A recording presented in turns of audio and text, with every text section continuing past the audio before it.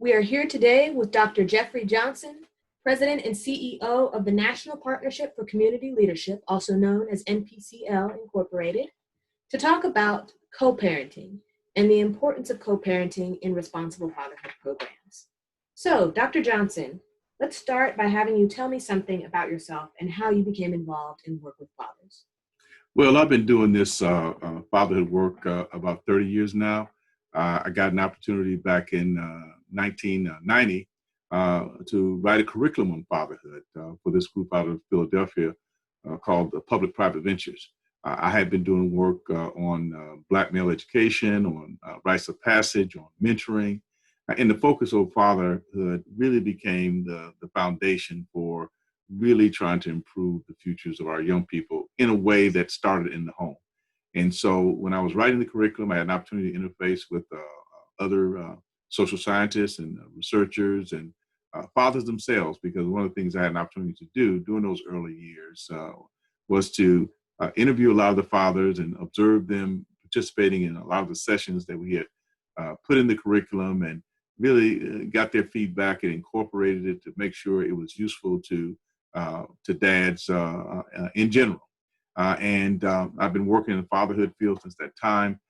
Back in 1995, I received a grant from the Ford Foundation to help establish the National Partnership for Community Leadership, and I've been president and CEO since that time. And National Partnership for Community Leadership has been doing a lot of work on fatherhood, responsible for initial fatherhood legislation that came out, also played a strong role in the initial funding of fatherhood. And so we've been just doing a variety of things.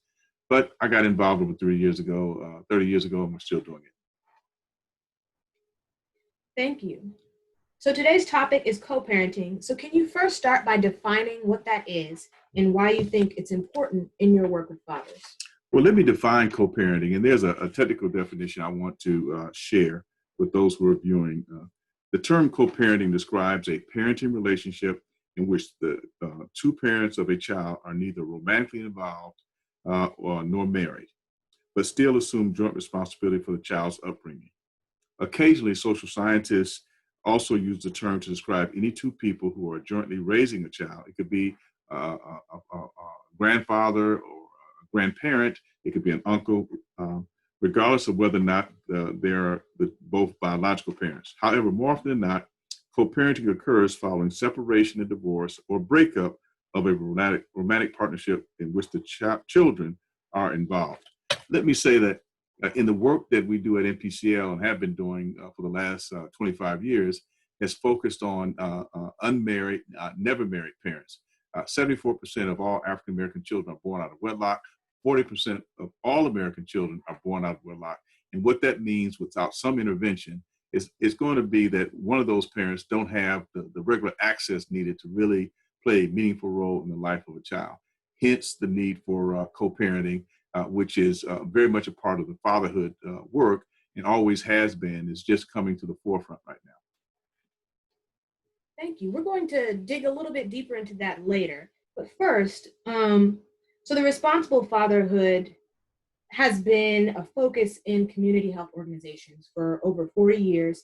At what point did co-parenting emerge as a focus for these organizations? Well, it's always been silent. It's always been there. I think that if we think about fatherhood in the sense in which we define it, and fatherhood is defined as having regular access to your child, being engaged in your child's life in meaningful ways in terms of things that you do with your child, and also a father being in a position to exercise the full responsibilities of caretaking, whatever they might be in terms of the life of that child. So it's always been there, but I think that the initial focus, Charles Ballard, one of the pioneers in the fatherhood work, began doing work in a health program focused on infant mortality reduction. And he was working with moms to make sure that they were healthy during their pregnancies so that children would be born at the proper birth weight. And he observed that many of the mothers were being brought, to the health clinic by the dads, but the dads would never come inside.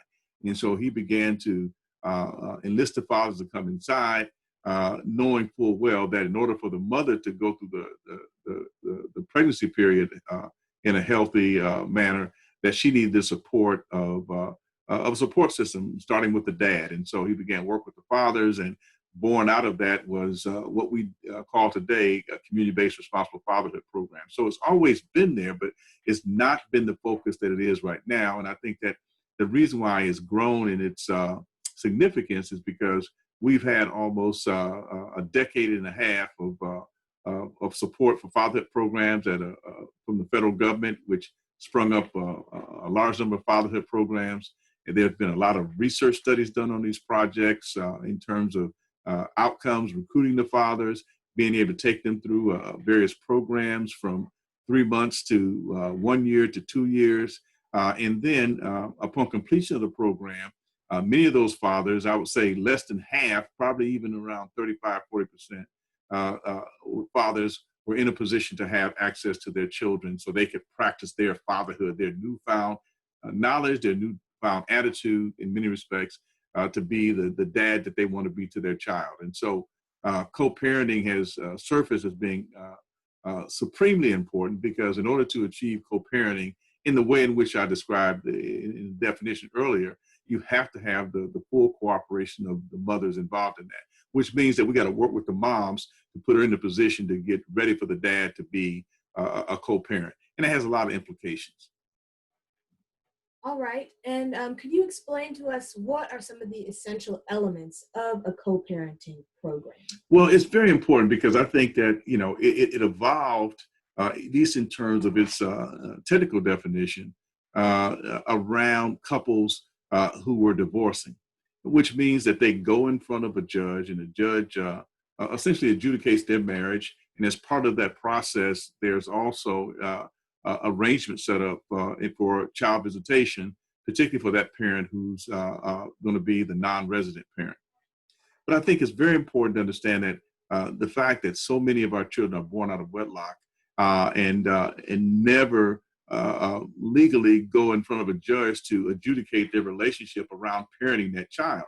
It's just extremely important that fatherhood practitioners, family practitioners really know how to help coach couples and help them navigate a co-parenting relationship which means that both parents are going to be involved in that child's life in ways that are mutually agreeable and are a relationship that can be sustained over time until that child reaches the age of emancipation or 18 years of age, where they can begin to make choices about how much time they want to spend with either parent. But I think it's just so critical right now that we began to think about fatherhood in a way that involves how do we begin to come up with a relationship with the mother, particularly if they're non-romantic, that will work for both parents. And to do that, you're going to have to work with the fathers on fatherhood issues, and separately, and it's interesting, you got to work with the mothers on the motherhood issues. It's interesting, a lot of folks have approached this work and they think that the way you approach this in the beginning is by bringing the couples together from the beginning and say, we're going to work on a co-parenting relationship. Wrong. I think that what you have to do is work with the fathers on father issues. You have to work with the mothers on mother issues. And then at some point, you have to bring them together after they complete their respective programs so that they can come in and really have the knowledge and the attitude about coming up with a co-parenting relationship that works for both parents. All right. You spoke a little bit about NPCL's philosophy of having, working with fathers on fatherhood, working with mothers on motherhood, and then bringing them together for the co-parenting element. What are some signs of a healthy and effective co-parenting relationship? How do we know that these programs are working? I'm glad you asked that. And these are things that this is the end game.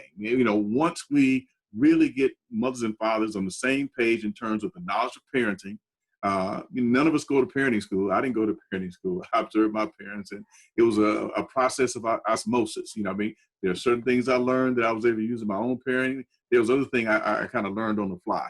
But I think that, when you have the future of our children at stake, it's very important for parents to be the best parents they can be under their circumstances. And in the case of a lot of never married couples, not couples who divorced and are now trying to co-parent, because again, the first instance of co-parenting thought process for a lot of never married parents is when they come to these various programs. But the end game is to get them to a point of being able to demonstrate what we call, and what you've asked, the healthy aspects of a successful or an effective co-parenting relationship. And the first thing I would say it includes is clear boundaries. It's much easier to work together as co-parents when you establish boundaries and recognize what you have control over and what you don't regarding your children and the child of your mother and your father who's not living with each other. The second is to have a predetermined schedule. Parenting and parenting time transitions are manageable for everyone involved when there is a schedule. So there has to be a predetermined schedule that works for everybody, both parents and the children. A willingness to be flexible. While routine is healthy, it is also important to be flexible with one another. A healthy approach to be can be as accommodating with the father or the mother, the non-resident parent you like him to be, if these type of things are communicated and that there's a degree of flexibility allowed. A couple other things that both parents diverge from one another for the child care. In other words, it can't be one parent saying that I'm going to do 90% of the things and I only want you to do 10% of the things. It has to be both parents working together and to defer to one another when it comes to child care. And I would say for the nature of our work, as early as possible in the child's life. The parents have to basically agree as part of their co-parenting, which is the product of a parenting plan, that this is something that they're going to commit themselves to and make it work. Parents don't try to manipulate each other. You know what I mean? This is about the best interest of the child. This is not necessarily what didn't work out in their romantic relationship. So it has to be no effort to manipulate one another around this co-parenting. They have to talk to each other, particularly if there's a change in schedule. For example, there may be, as part of their agreement, a specific time in which one of the other parent picks up a child from school or from some other place. But there has to be an understanding of any changes to that schedule, because these are things that affect not only the quality of the parent relationship, but they can also affect the quality of the parent-child relationship as well. The children must think that the parents get along very well. And I would hope that parents do, because many parents who never marry, they find other partners and they move on, but there should be a mutual respect of both parents in terms of their respect for one another, for the mother and for the father, and that the children should see that in their relationship. And so they should see the parents getting along pretty well. Also, there should be, both parents should be able to attend, say, a meeting at school, parents' night. There should be no effort on the other parent not to include, of the resident parent, to exclude the non-resident parent from anything that involved in child's life. And that's from going to parent teacher meetings, going to concerts at school, going to sporting events, those type of things in support of their children.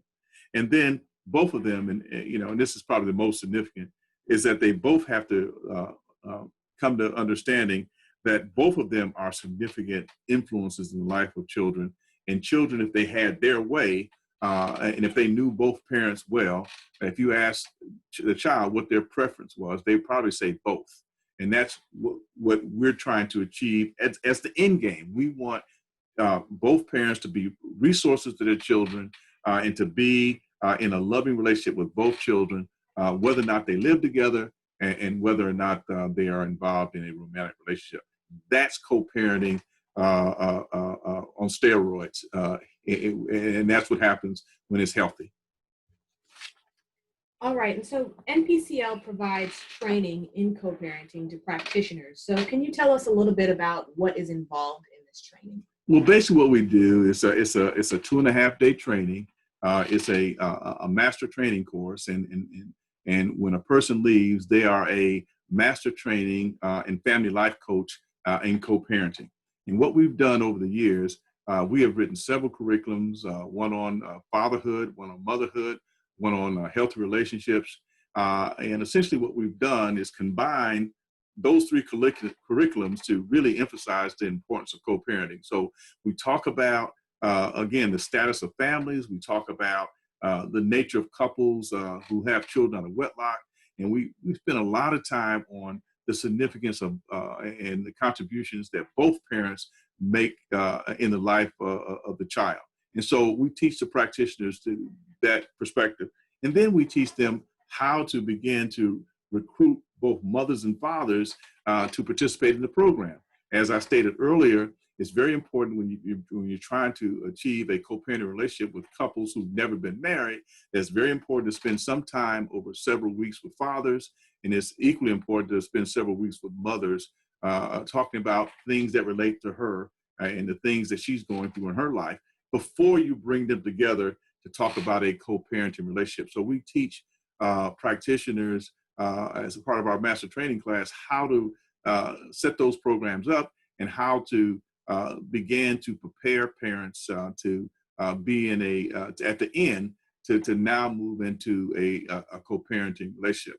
But what we emphasize a lot are the benefits of doing it, the benefits to the child, particularly in regards to how they feel about themselves, the relationships they have with other people, and to really lay the groundwork for them to be successful and to reach their highest human potential. We talk about funding sources for co-parenting programs. We talk about how long these programs should be. We actually provide a what we call a lesson sequence. We provide specific recommendations of over a 16, 24, or 32-week period how to implement in very specifically around topics that relate to co-parenting. Practitioners learn that. And then we allow them during the training to practice sessions. They practice and they hear feedback from their peers as to how they did in the practice sessions that hopefully will translate in terms of how they work with both parents in the real life situation. And at the end, they receive a 3-year certificate license from NPCL to be co-parenting, to be family life coaches in co-parenting. And we provide technical assistance, for the first year after they complete the training, virtual based, where they can contact NPCL and we can assist them in any area that they may have concern with implementing the program.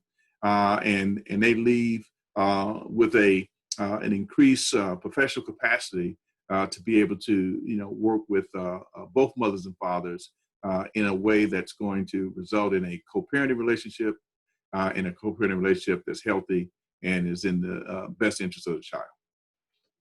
Okay, so we've covered a lot of ground, not only in talking about why co-parenting is an important portion of fatherhood and motherhood programs, but also talking about how you and your organization have supported increasing the focus on co-parenting.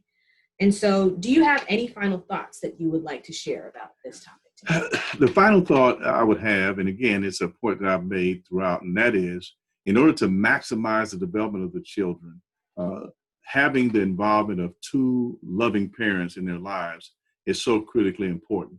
And both parents need to know that they are co-equal influencers on the development of their child, whether or not that's in an academic situation, whether or not that's in other relationships, and that's through life course itself.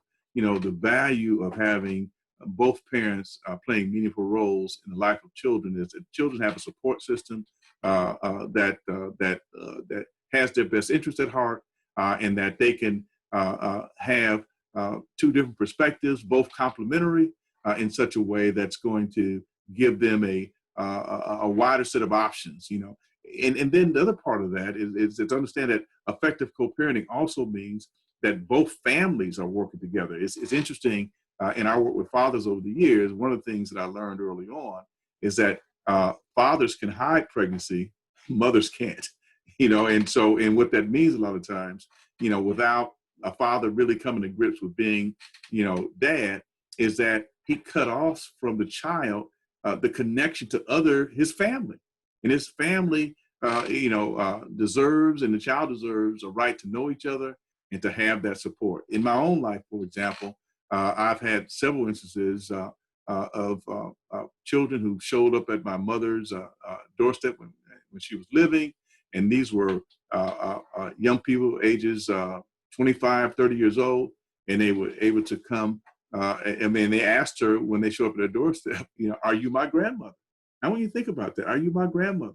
Not knowing whether or not they were or not, just had heard things because neither the mother or the father had acknowledged the paternity or the paternity of who the child's father was.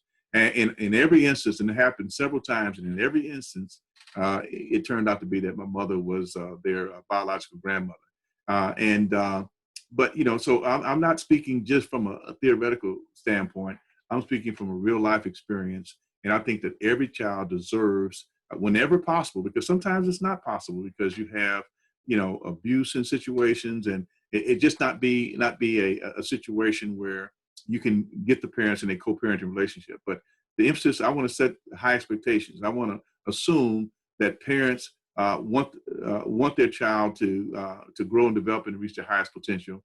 And we want to set that expectation and ask them through the co-parenting focus, what will it take from both of you to make sure that both of you are making input in making sure that that child enjoys their life and relationships and has every opportunity to grow and develop and to reach their highest potential. So I would say those are my final thoughts. And I look forward to working with any fatherhood, relationship, family-oriented practitioner who's interested in helping with a particular focus on never married couples have a healthy co-parenting relationship that will, again, ensure a quality of life for them that they probably never thought about before in terms of their relationship around their child. And more importantly, a child will benefit in such a way that will have lasting positive effects on their future. Thank you, Dr. Johnson. Can you just state for us really quickly what the name of your website is? Our website is www.npclfathersandfamilies.org. www.npcl, all one word, fathersandfamilies.org. Please visit our website. Encourage others to visit our website, and that you can receive continuous updates regarding our upcoming training sessions. Also, you can sign up to be put on our mailing list. Well, thank you very much, Dr. Johnson. We appreciate your insight, sharing both personal and professional experiences that you've had regarding the topic of co-parenting. We thank you so much for your time. All right, thank you.